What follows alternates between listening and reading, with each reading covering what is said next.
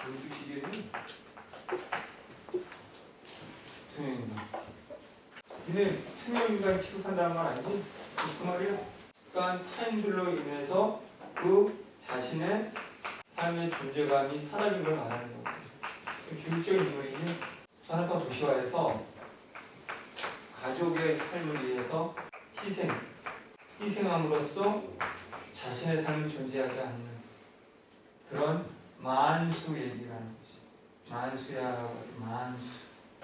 만수라는 인물의 이야기고, 그래서 실제로 또 만수는 교통사고로 죽어. 그렇게 또 오와 이게 대부분 90이고 죽은 사람의 영혼을 투명인간으로 본다. 그래서 이 제목에서 산업화 도시화에서 자신의 삶을 잃어버리고 희생하는 인물에 대한 이야기를 담고 있다라고 보시면 됩니다. 이 인물의 관계들을 보면 이 백수라는 게 첫째. 이 첫째인데 이 첫째가 베트남전에 가서 죽습니다.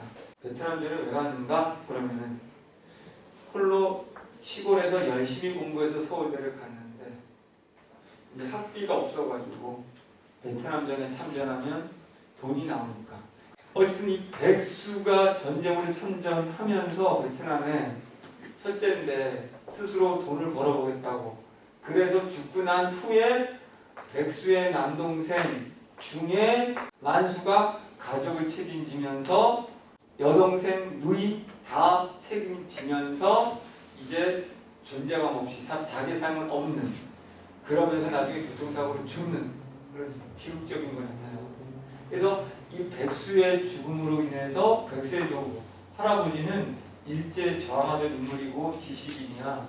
그래서 시골로 와서 시골에서 살게 되는데 산골에서 어쨌든 백수의 죽음을 듣고 이제 고통스러워하는 모습, 집안의 기름을 잃은 거지. 근데 얘가 백수가 죽은 것도 베트남 전에서 총을 맞아 죽은 것이 아니라 그땐 고엽제라고 하는 그 미군이 그 밀림 베트남 지역을 다 고엽제를 뿌려서 나무들을 죽게 만들어야지 그 숨어있지 못하게 하려고. 그게 우리 군인들한테 다 파고 들었기 때문에 그 피해로 다 죽었거든. 그래서 그런 고엽제로 죽었어. 그래서 나무나 이런 옆을 말려 죽이는 거, 이게 고엽. 이제 백수의 여동생들이 있는데 첫째니까 독자에게 절망에 빠진 할아버지의 모습을 전달하고, 이 중요한 포인트가 뭐냐면 이 작품이 시험에 나온다면 서술 방식이 꼭 나오는데 서술 방식은 1인칭이야. 1인칭인데 주인공 됐다가 관찰자가 됐다가 굉장히 많아. 그래서 주로 서술자가 계속 변화한다는 거야. 지금 이 지문의 상황은 두 가지. 백수의 여동생의 입장에서 얘가 관찰자가 돼서 1인칭 관찰자가 돼서 백수의 죽음에 대해서 괴로워하는 할아버지의 모습을, 가족의 모습을 관찰 전달하는 거거든요. 또 그게 끝나고 나면 또 다시 이제 만수의 입장에서 가족들의 모습을 관찰 서술하는 서술자 역할을 하는 거고, 이걸 빼고 나머지 그때마다 백수 여동생도 2명이 있고 하기 때문에 또 만수 말고 석수라고 하는 또 망대도 있고, 그래서 각각의 입장에서 주로 만수를 바라보는 서술 방식으로 진행돼. 여기 만수가 주인공이기 때문에 백수가 죽음으로써 가족의 어떤 거시기를 기둥이 갑자기 되어버린 만수, 둘째 아들. 그래서 이 서술이 1인칭 주인공 관찰자식으로 서술자가 주로 바뀌면서 그 서술자 입장에서 집안이라든가 집안의 다른 인물, 특히 만수를 서술하고, 특히 1인칭 관찰자가 우리의 특징들은 그 자신들이 바라보는 관점에서의 인물들을 평가까지 하지. 이런 식의 인물의 구조를 가지고 있습니다. 좀 이따 더 자세히 보겠지만 이렇게 독자에게 절망에 빠진 할아버지 모습을 전달하는 관찰자 역할, 할아버지가 백수를 대신해 만수에게 집안의 기둥 역할을 하게 하려는 것을 이제 듣고 전달해주는 역할을 한다는 것이지. 백수의 남동생 형에 대한 기억을 떠올리며 형의 죽음에 대한 안타까움을 드러내고 형의 죽음 이후 가족과의 거리감. 일단은 이제 형이 죽고 나서 집에서는 침묵만 감돌고 전부 다 결국 형이 죽고 나서 이 만수를 토대로 해서 다 서울로 다시 이사 갑니다. 서울 가서 학교를 다니는 동생들, 누이들 뒷바라지 만수가 다 하고 또 그들의 어쨌든 뭐 다 도와주면서 만수만 이제 일을 죽도록 하는 그런 상이 되어버리는 이야기들이 나옵니다. 여기를 보면 자, 투명 인간은 지식인 조부와 그의 아들 및 만수를 비롯한 손주들의 삶을 통해 현대사의 굴곡진 여정을 형성하고 있는 소설인데 산업화 과정에서 가족 공동체를 뒷받침하기 위해 자기 인생을 희생할 수밖에 없던 만수 이게 주인공이라는 핵심이나 산업화에서 무기력하고 힘겹게 살아가는 것에 대한 책임을 온전히 개인에게 부과했던 가관사의 모습이고 또한 인물들이 겪는 사건이 어느 개인의 특수한 체험이 아니라 한국인이 공유하는 역사적인 사건과 관련된 공동체적인 이야기를 보여주고 그 당시 가난한 전쟁 이후에 산업화 도시화의 모든 한국인들 얘기야. 타자에 대한 최소한의 책임과 윤리가 통용되지 않는 우리 사회, 개인이 다 책임지게 한다는 거지. 이 사회는 이렇게 힘든데 이런 모습을 담고 있다는 거고. 자, 여기서 우리가 지문은 넘어가시고 뭘 보시냐면 넘어와서 203페이지 한번 보세요. 203. 자, 203페이지에서 어떤 거기 작품의 주요 인물, 우리는 제일 중요한 게 인물이라고 해서 어떤 지문이 나와도 인물이 달라지진 않으니까 인물의 성향이나 성격만 알고 있으면 다 풀 수 있다고 됐어.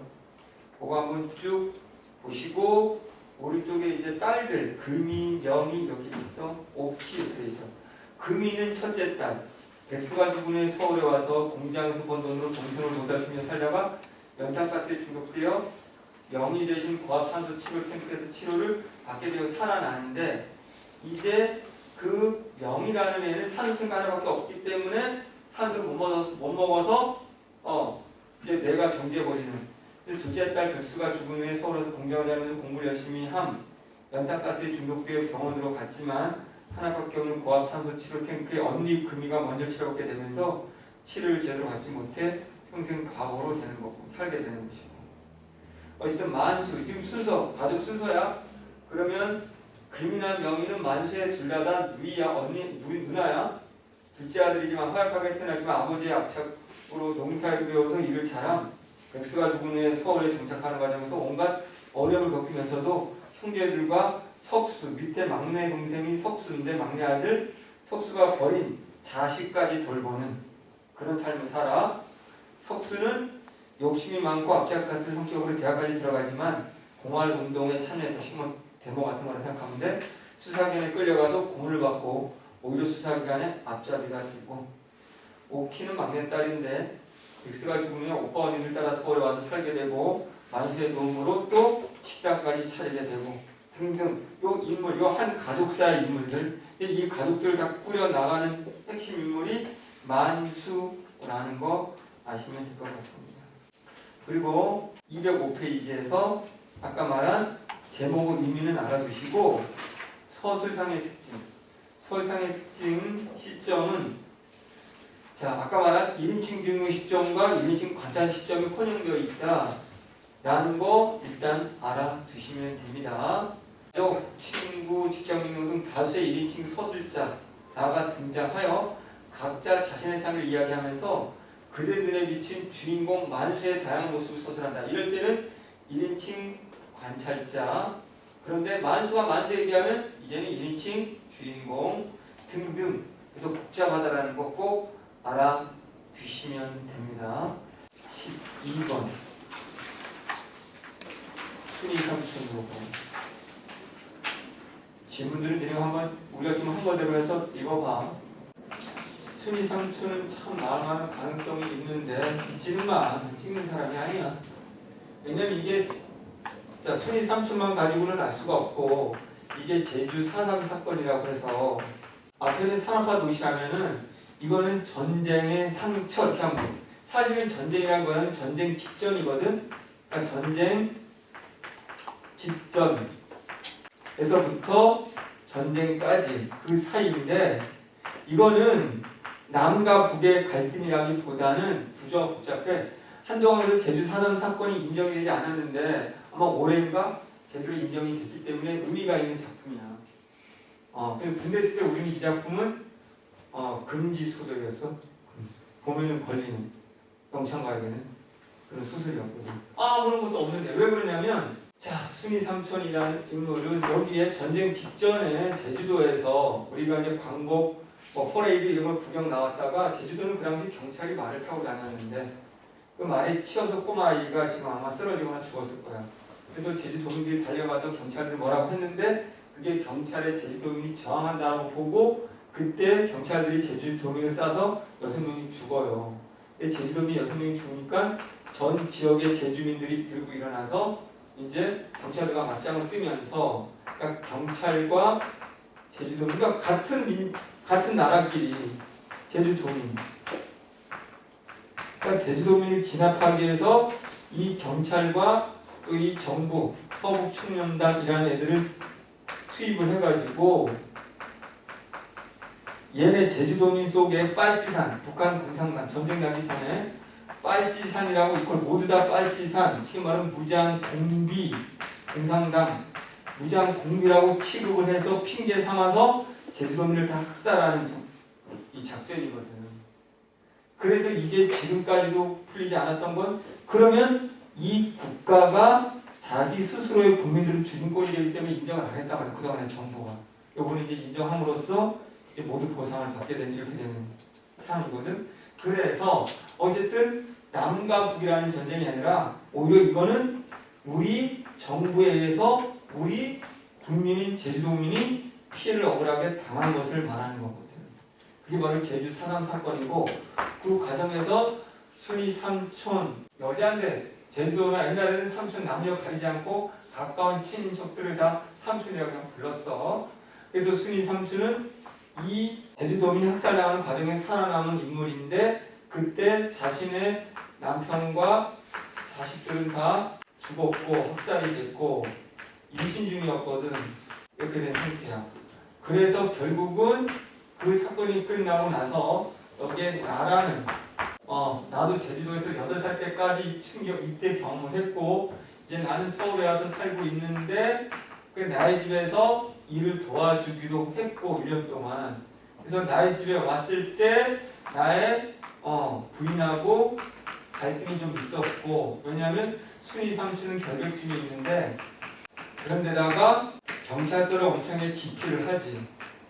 그래서 나랑 나의 집에서 일을 할 때 쌀이 너무 빨리 떨어졌다. 그래서 와이프 부인 내 부인이 벌써 쌀이 떨어졌어요. 빨리 많이 쌀이 떨어졌네 라는 걸 얘기했더니 오히려 순이 삼촌이 다 쌀을 훔쳤거나 이런 게 한 걸로 착각을 해서 갈등이 빚어지는 건데 어쨌든 또 다른 제주도에 있을 때도 이웃집하고 콩을 두고 싸워서 훔쳐간 것처럼 근데 이웃집 사람이 경찰서로 가서 밝히자라고 하니까 벌벌 떨면서 못 가. 왜? 그 당시 공포, 트라우마 이때 경찰, 그들을 진압했던 경찰, 학살했던 경찰 때문에 그렇게 이제 전쟁의 상처, 이 학살의 상처를 가지고 있다가 다시 나의 집에서 제주도로 내려와서 결국 원판과시라고 하는 사람들이 학살됐던 그 자리에서 자살하고 죽지.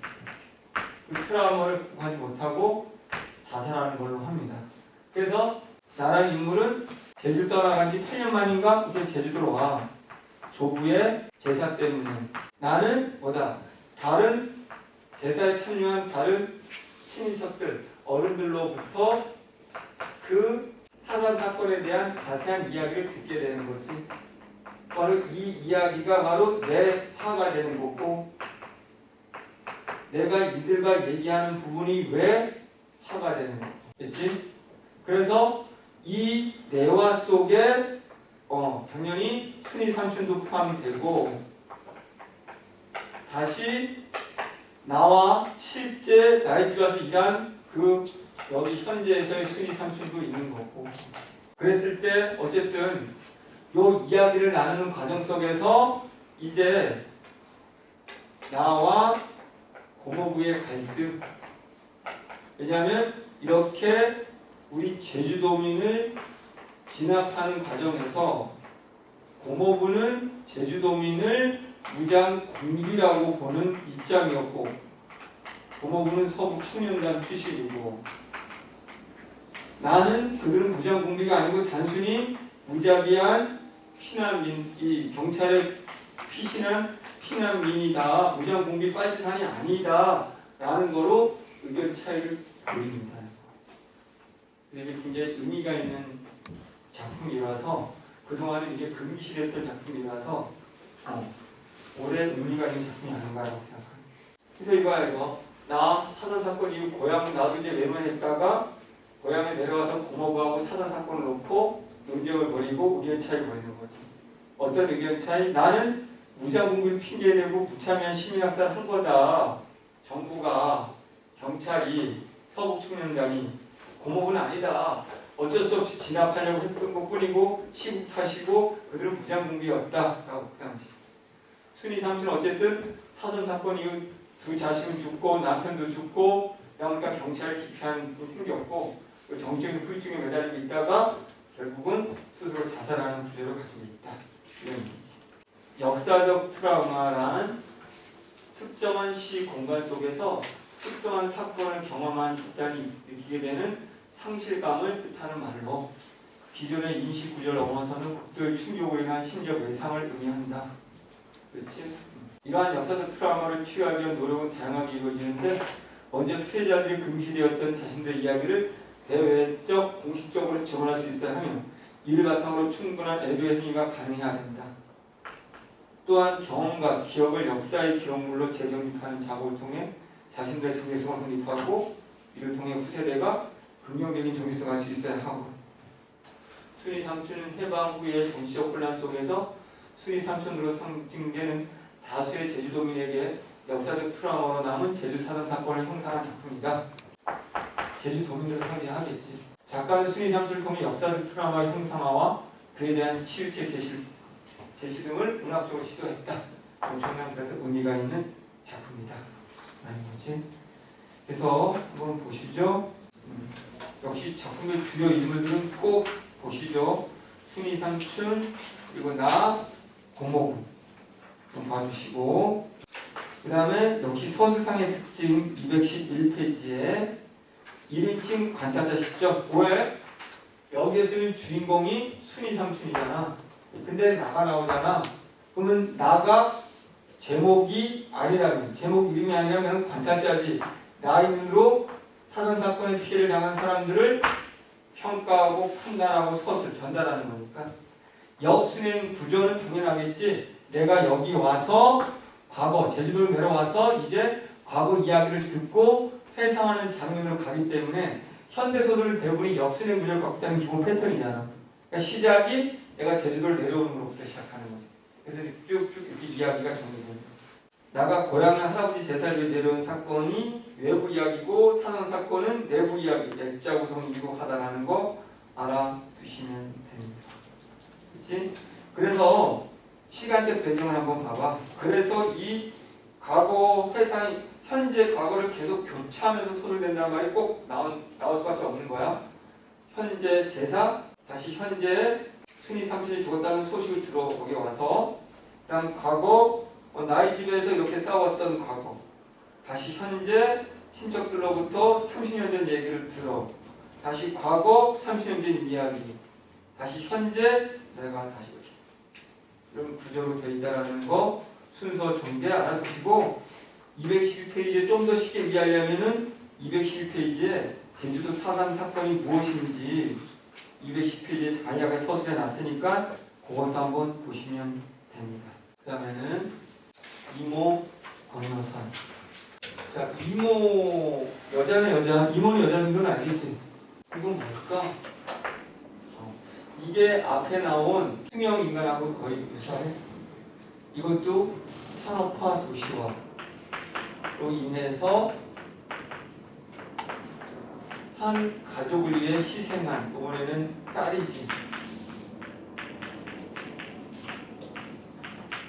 희생한 딸의 삶의 모습. 그러고 보니까 자기 삶은 없었지. 그래서 이 이모는 정확히 말하면 시이모야. 시댁의 이모. 이 가족은 바로 엄마가 이 시이모의 엄마가 바로 남아 선호 사상에 아주 그냥 빠져있는 인물이고, 그런데다가 시 이모의 남동생이 온갖 일을 다 저지르고 다니고 빚을 졌고, 그래서 여기에 있는 시 이모는 자신의 노모를, 이 남아선호에 빠져있는 노모를 모셔야 됐고, 동생의 빚도 처리해야 되고 등등 하면서 결혼을 하지 못한 채 가족과 동생들 뒷바라지로 모든 삶을 보내다가 이제 췌장암에 걸렸다는 걸 알게 되고, 이제 종이 편지 하나 남겨놓고 나를 찾지 마시오 라고 집을 나갑니다요. 집을 나가서 이제 췌장암 이후에 2달 정도를 살다가 죽는데, 그 2달간의 삶이 유일하게 자신의 주체적이고 가족에 얽매이지 않은 자유로운 삶이 되거든.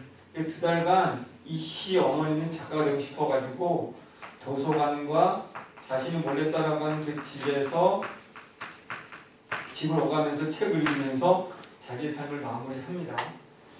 그러니까 이러던 중 이제 죽기 직전에 이제 나는 지금 대학원생이면서 며느리야, 작가를 꿈꾸고 있어. 그래서 시어머니랑 함께 이 시 이모한테 찾아가는 거지. 그러니까 관계가 나의 시어머니의 언니가 여기에 있는 시 이모가 되는 거지. 그래서 함께 병문안 갔다가 이 시 이모한테 작가인 나는 그녀의 삶에 관한 이야기를 듣게 되는 거지. 그래서 이거 역시 액자구성이지. 그래서 시 이모의 삶을 나는 듣고 그것을 전달하는 역할을 하는 구조가 되어 있고, 그래서 역시 이 내화는 여기고, 이게 외화겠지? 이 이야기를 하고 존재하는 게 외화가 되는 거고. 그래서 산업화 도시화 속에서 한 집안의 맏딸이 갖고 있는 삶의 고뇌, 고통, 이런 것들을 보여주는 작품이라고 보면 되지. 여성 문학이라고 보면 되는 거지. 그래서 나중에 이 시 이모가 돌아가시면서 남긴 돈을 나한테까지도 유산으로 주는, 대신 누구한테는 안 줘. 남동생한테는 주지 않는 그런 것들. 그런 것들을 전반적으로 담고 있는 작품입니다. 자, 시 이모, 나. 그러니까 이는 지금 관찰자겠지. 나가 주인공이 역시 아니니까. 나. 시 이모한테 이야기를 듣는 청자면서 무조건 소설에서는 나가 나오면 서술자지. 가족 부양은 희생된 삶이고, 나와서 사람 어머니, 도박빚 남동생, 가족과 연락 끊고 자신의 삶을 찾는 거지. 그래서 병문안 갔을 때 시 이모의 과거 이야기를 듣는 구조로 되어 있다는 거.